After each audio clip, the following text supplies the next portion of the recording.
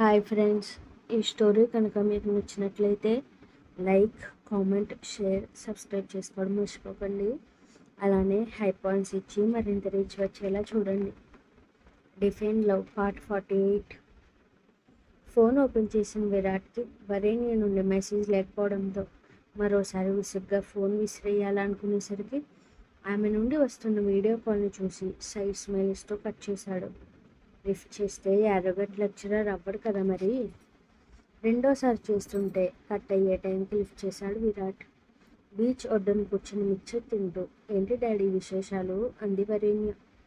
సునంద గారిని వదిలి వెళ్ళడం దగ్గర నుండి నిన్నటి వరకు చెప్పి తమ కాళ్ళని తడుపుతూ నల్లల్ని చూస్తూ కూర్చున్నారు శేఖర్. ఈ వయసులో అమ్మని ఎందుకు ఇబ్బంది పెట్టడం డాడీ, తనే మారుతుంది చెప్పింది వరేణ్య.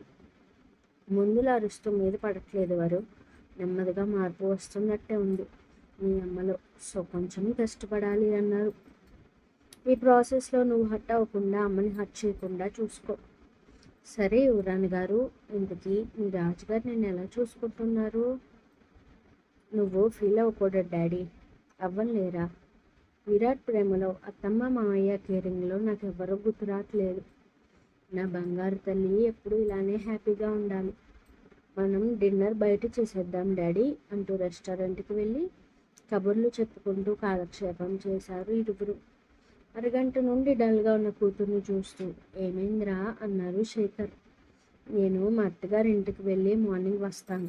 విరాట్కి ఏవో ఫైల్స్ కావాలంట, మెసేజ్ చేశాడని చెప్పింది. అది అబద్ధమని గ్రహించకపోతే ఆయన అనుభవానికి అర్థం ఉండదేమో కాబట్టి చిన్నగా నవ్వుకుంటూ విరాట్ ఇంటికి స్టార్ట్ అయ్యారు. కాలింగ్ బెల్ ప్రెస్ చేయడంతో సుదర్శన్ గారు ఓపెన్ చేస్తూ, వారు నువ్వేంట్రా ఇక్కడ అన్నారు ఆశ్చర్యంగా. తండ్రికి చెప్పిందే మామగారికి చెప్పి విరాట్ రూమ్కి వెళ్ళడంతో వియ్యంకులు గార్డెన్లో కూర్చుని మాటలు మొదలెట్టారు. పెళ్ళికి ముందు జరిగిన ఒక్కోటే గుర్తొస్తుంటే తన డ్రెస్ విప్పి విరాట్ షర్ట్ వేసుకుంటూ అతనికి కాల్ చేసింది వరేణ్య. ఆమె నుండి వస్తున్న వీడియో కాల్ని చూసి సైడ్స్ మెలుస్తూ కట్ చేశాడు.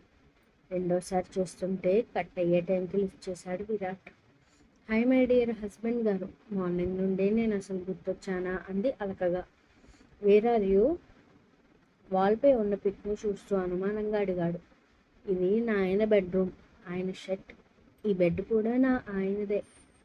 విరాట్ పెదలపై సైడ్ స్మైల్ రావడంతో సింగిల్గా ఉన్నావా అన్నాడు షర్ట్ విప్పుతూ. నో. ఆ మాటకి కళ్ళు చిన్నవి చేసి చూశాడు విరాట్. మా ఆయన ప్రెజెన్స్ కూడా ఉంది ఇక్కడ అని అల్లరిగా చెప్పింది. మరోసారి అందమైన చిరునవ్వు అతని పెదవులపై. డిన్నర్ తిన్నావా విరాట్? యూ. డాడీతో బయటకు వచ్చానని ఆ రోజు జరిగింది మొత్తం చెప్పింది వరేణ్య. అప్పటి వరకు ఏదో మూలున్న చిరాకు దూది పింజలు ఎగిరిపోవడంతో గుడ్ నైట్ చెప్పాడు, తనకి కావాల్సిన మాట వినాలని. నువ్వు పక్కన లేక నాకు నిద్ర రావడం లేదు అని లో వాయిస్తో చెప్పింది వరేణ్య. పక్కన ఉంటే ఏడుస్తావు కదే. ఉక్కిరి బిక్కిరి అవుతున్నా అలా ఉండటం బాగుంది. ప్రశాంతంగా ఉన్నా ఇలా బాగుండటం నచ్చలేదు విరాట్. నేను రేపు వచ్చేస్తానని ఏడుపు ముఖంతో చెప్పింది. రేపు ఫారెన్ వెళ్తున్నాను, రావడానికి 2 days అవుతుంది. సడన్గా ఏంటి చెప్పలేదు అసలు అని షాకింగ్గా అంది వరేణ్య. Emergency and important. నువ్వు స్వప్నతో టైం స్పెండ్ చే. సరే, I miss you so much. Virat చెప్పిన మాటలకి వరేణ్యలో బిడియంతో ఫేస్ దాచుకోవడంతో టేక్ కేర్ పొట్టి అంటూ కాల్ కట్ చేశాడు. 3 days బీ లైక్. వరు ఏం చెప్పాడే విరాట్? సీక్రెట్. పక్కకు పొండని నవ్వుకుంటూ నిద్రలోకి జారుకుంది వరేణ్య. ఆ పన్నాడు ఉదయాన్నే మందు నిద్ర అని 2 రకాల మత్తు వదిలాక తల పట్టుకుంటూ కళ్ళు తెరిచాడు కేశవ్. మేడు తెచ్చిన 2 glasses బటర్ మిల్క్ కంప్లీట్ చేసి కామిని రూమ్కి వెళ్ళాడు. Good morning boss. Very good morning Kami. నిన్నంతా ఏం జరిగింది? మార్నింగ్ ఆఫీస్కి వెళ్ళిన బ్రదర్స్ నైట్ లేట్గా ఇంటికి వచ్చారు. అండ్ విరాట్ ఎర్లీ మార్నింగ్ ఎక్కడికో వెళ్ళాడంది కామిని. ఏం చేశారు వీళ్ళిద్దరు అనుకుంటూ తన ల్యాప్టాప్ ఓపెన్ చేసి వర్క్ మొత్తం చెక్ చేశాడు. ఆల్మోస్ట్ 20% వర్క్ కంప్లీట్ అవడంతో ఏం జరగలేదని అనుమానం పడుతూ తన మనిషికి కాల్ చేశాడు కేశవ్. Good morning sir. నిన్న విరాట్ ఆఫీస్కి వచ్చినప్పటి నుండి ఇంటికి వచ్చే వరకు ఉన్న సీసీటీవీ ఫుటేజ్ మొత్తం నాకు కావాలని ఆర్డర్ వేశాడు. షూర్ సార్, ఒక్క 10 మినిట్స్లో పంపిస్తానంటూ వీడియో సెండ్ చేయడంతో మొత్తం చూడటం మొదలుపెట్టాడు కేశవ్. ఛాంబర్లో కూర్చోవడం, వర్క్ చేయడం, సిగరెట్స్ కాల్చడం ఇవి మాత్రమే ఉన్నాయా వీడియోలో. 75% కన్ఫర్మేషన్ రావడంతో విరాట్ ఎక్కడికి వెళ్తున్నాడు ఆ డీటెయిల్స్ కావాలని చెప్పాడు. Sure sir. After 1 hour details రావడంతో ఓపెన్ చేసిన అతనికి విరాట్ వరేణ్య గోవా వెళ్తున్నారని అర్థమైంది. ఈ డీటెయిల్స్ కన్ఫర్మ్ కదా? హా సార్, ఫ్లైట్ ఇప్పుడే స్టార్ట్ అయింది. ఓకే. 95% నమ్మకం రావడంతో గార్డెన్లో ఉన్న తోటమాలిని పిలిచి, అవుట్ హౌస్లో ఉండే అమ్మాయి ఎక్కడికైనా వెళ్ళడం చూసావా అని అడిగాడు సీరియస్గా. బాబుగారితో కారులో వెళ్ళారయ్యా. బాబుగారు అంటే విరాట్ అనుకుంటూ రిలాక్స్ అయ్యి తన రూమ్కి వెళ్ళాడు. అతనికి టెన్షన్ మొత్తం విరాట్ వల్లనే. తనని కొలాప్స్ చేసే సత్తా పెద్ద కొడుకు మాత్రమే ఉందని ప్రగాఢ విశ్వాసం కేశవ్కి. హాల్లో కూర్చుని ఓరకంటతో అతని పాటలు గమనించి నవ్వుకుంటున్న వికాస్ ఫోన్ చెవి దగ్గర పెట్టుకున్నాడు. అన్నయ్య, గోవాలో పాపలు ఎలా ఉన్నారా? అబ్బా, నువ్వు వెళ్ళింది వదినతో కదా, నెక్స్ట్ టైం మన ఇద్దరం వెళ్దాం, ఎంజాయ్ యువర్ ట్రిప్ అంటూ ఫోన్ పక్కన పడేశాడు. ఆఫీస్కి వెళ్ళేది లేదా? లేదు కేశవ, 2 days లీవ్ తీసుకున్నాను. ఇలా బద్ధకంగా ఉంటే వర్కర్గానే ఉండిపోతావు. ప్రతి సెకండ్ పరిగెడితే నీలా కుంటోడినవుతాను కేశవ. నడవడానికి కూడా ఒప్పుకుండదప్పుడు అన్నాడు వెటకారంగా. ఇడియట్, ఇది మీ అమ్మ వల్ల వచ్చింది. నా సత్తా ఏంటో నిన్నే తెలిసింది కదా అన్నాడు. అవును, ఆ విషయంలో మెచ్చుకోవాలి. విసుగ్గా ఒక లుక్ ఇచ్చి ఆఫీస్కి వెళ్ళిపోయాడు కేశవ్. మా లైఫ్ని ఇలా చేసినందుకు చచ్చేలోపు రిగ్రెట్ ఫీల్ అయ్యేలా చేయకపోతే నేను సత్య కొడుకునే కాదనుకున్నాడు కసిగా పిడికిలు బిగిస్తూ. దమయంతి గారి వైపు బాధపడలేక మరోసారి సమీర్ గురించి వచ్చింది వనిత. కొంచెం వాడితో జాగ్రత్తగా మాట్లాడివే. ఎంతైనా పెళ్లి చేసుకుందాం అనుకుంటున్నావు కదా, వాడిదే కొంచెం అర్థం చేసుకోవాలన్నారు ఆవిడ. సారీ ఆంటీ, సమీర్ని చేసుకోవడం నా ఇష్టం లేదు. నా బంగారం కాదు, అలా అనకూడదు. నువ్వు మార్చుకుంటే తప్పకుండా మారుతాడని చెప్పారు దమయంతి. సరే, మీ గురించి ఒక్కసారికి ఒప్పించడానికి ట్రై చేస్తానంటూ సమీర్ అని గట్టిగా పిలిచింది. బ్యాగ్తో వచ్చిన తను పొగరుగా చూడటంతో ఎక్కడికి వెళ్తున్నావు అంది వనిత. ట్రిప్కి వెళ్తున్నాను. చచ్చిపోతావు విరాట్ చేతిలో. నన్ను సేవ్ చేసే వాళ్ళు ఉన్నారు. ఇదంతా వద్దు, మనం హ్యాపీగా కలిసి ఉందాం సమీర్. చెప్పా కదా విని, కావాలంటే వీకెండ్స్ ఎంజాయ్ చేద్దామని. ఇంకేంటి నీ బాధ అన్నాడు అసహనంగా. చూసారా అంటే వీడిని ఎవ్వరూ మార్చలేరు. ఇలాంటి ఇడియట్తో నాకు అవసరం లేదని చెప్పి వడివడిగా వెళ్ళిపోయింది. అరే సమీర్, ఏంట్రా ఇదంతా? మామ్, నీకు మనీ పంపిస్తూ ఉంటా, భయపడకుండా ఉండు అంటూ కారులో కూర్చున్నాడు. ఏ జన్మలో ఏ పాపం చేశాను, నీలాంటి కొడుకు పుట్టాడని కన్నీళ్లతో కూలబడ్డారు దమయంతి. ఫ్లైట్ ల్యాండ్ అవ్వగానే రూమ్ తీసుకుని రిలాక్స్ అయ్యాడు విరాట్. సిగరెట్ వెలిగించి తన మైండ్లో అప్పటికప్పుడు ప్లాన్ గీసుకుని ఫ్రెష్ అయ్యాక ఆఫీస్కి స్టార్ట్ అయ్యాడు. అరగంట పాటు వెయిట్ చేశాక లోపలికి వెళ్ళడంతో తనను తాను పరిచయం చేసుకుని చైర్లో కూర్చున్నాడు. Tell me, what can I do help you? మీ కంపెనీకి కేశవ్ కృష్ణన్ వచ్చాడు. అతనికి 10% షేర్స్ ఎలా ఇచ్చారు? ఒక చనిపోయే వ్యక్తి సైన్ ఎలా చేశారు తన షేర్స్పై? Who are you? కేశవ్ నీకేమవుతాడు? Unfortunately he is my biological father. మరుక్షణం కేశవ్పై ఉన్న కోపాన్ని విరాట్పై షిఫ్ట్ చేస్తూ, హౌ డేర్ యూ? కేశవ్ సన్వా, such a cheap character he was. Firstly you get out అని కోపంతో ఊగిపోతూ అరిచాడు. తన లైఫ్ గురించి జరిగింది ఎవరికి చెప్పుకోవడం ఇష్టం ఉండదు, కానీ సిచ్యువేషన్ తనకు అనుకూలంగా మారాలంటే తన లైఫ్ సీక్రెట్ కొంతమందికి రివీల్ చేయాలి. ఆ టైంలో మనసులో పొంగుతున్న లావాని ఎలా అంచాలో తెలియక పెద్ద యుద్ధమే చేశాడు Virat. Are you serious? Yes, I want his details and ఏం జరిగిందో నాకు మొత్తం తెలియాలి. కేశవ్ తన గర్ల్ ఫ్రెండ్తో మీటింగ్కి వచ్చాడు. ఎలా తెలుసుకున్నాడో కానీ నా కంపెనీ డీటెయిల్స్ మొత్తం తెలుసుకున్నాడు. నన్ను బ్లాక్మెయిల్ చేశాడు. బట్ నేను వినలేదు. సిస్టమ్ని హ్యాక్ చేసిందా లేడీ. అప్పుడే ఆ షేర్ హోల్డర్ డీటెయిల్స్ తెలిసాయి. చనిపోయిన పర్సన్ షేర్స్ రాసి ఇవ్వమని బలవంతం చేశాడు. నేను వార్నింగ్ ఇవ్వడంతో ఆ లేడీ నన్ను హిప్నోటైజ్ చేసి సైన్ చేయించుకున్నారు. నీ కంపెనీలో నాకంటూ ఒక ప్లేస్ ఉంది, అది చాలంటూ సైన్ ఫోర్జరీ చేసుకుని వెళ్ళిపోయాడు. నేను తన ఫ్యామిలీ మెంబర్స్కి మెయిల్ ద్వారా ఈ న్యూస్ షేర్ చేశా, బట్ దే కాంట్ రియాక్ట్ అన్నాడు అతను. వాళ్ళ phone numbers or address just wait mister Virat అంటూ చెక్ చేసి చూపించాడు.